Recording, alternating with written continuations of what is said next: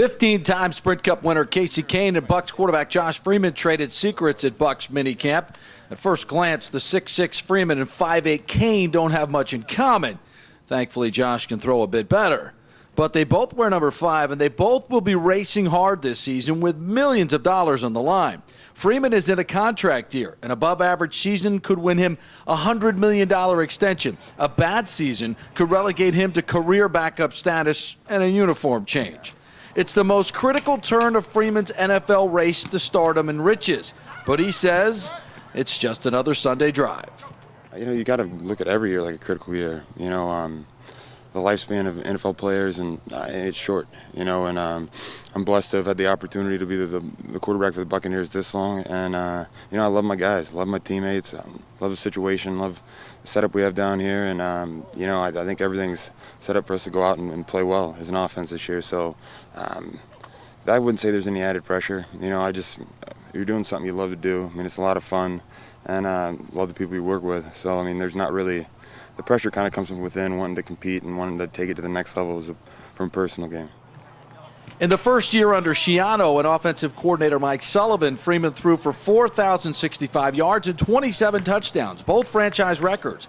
Freeman's inconsistency is his weakness, and that could be a byproduct of inconsistency in his coaching. In 4 years, he's had 3 different systems and coordinators. Schiano says this minicamp is light years ahead of last year's in terms of Freeman's mastery of this offense. Yeah, I think, all of us are better the second time you do something, I would hope, right? You learn from your mistakes. You also learn what you do well and what people are going to try to do to what you do. So all those things added up, I think, really help you do better. I feel much more comfortable doing the job the second year around in the NFL, and I'm sure Josh feels more comfortable in our offense. You can just stand there and listen to he and Sully and he and John communicate. Where we are today is a lot further along than where we were the same time last year, for sure. I think the comfort level is so much higher, and I speak for really the entire offense. Mike, Vincent, Doug, the offensive line, just the communication, just going in each down, just communication. It's all functioning at a higher level, and that comes with experience. And I think that this offseason the guys put in a lot of work. Everybody all around, making sure that by the time we get to the season, there's no more of those plays of indecision. Everybody's going to be on the same page, and there's really we're not going to hinder ourselves. And system consistency in the NFL is like having a perfect setup for a NASCAR track. 9 of the top 12 passers have run the same systems for 5 years. The other 3 are named Russell Wilson, RG3, and Peyton Manning. Consistency allows offensive players to master the details. And as we know from Coach Schiano and Derek Brooks, details are the difference between winning and losing in this ultra-competitive NFL.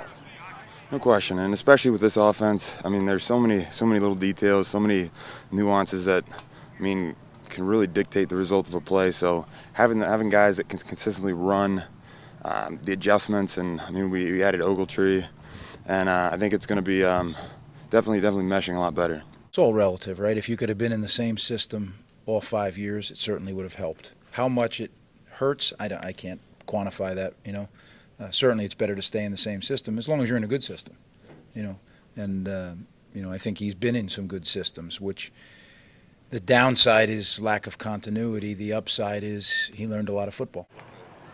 Offensive coordinator Mike Sullivan told me having Pro Bowl guards Davin Joseph and Carl Nicks back healthy will also be huge for Freeman, allowing him to step up in the pocket, step into throws, and deliver more accurately.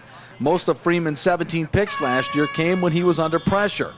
Everything is in place for Freeman to take the checkered flag this year.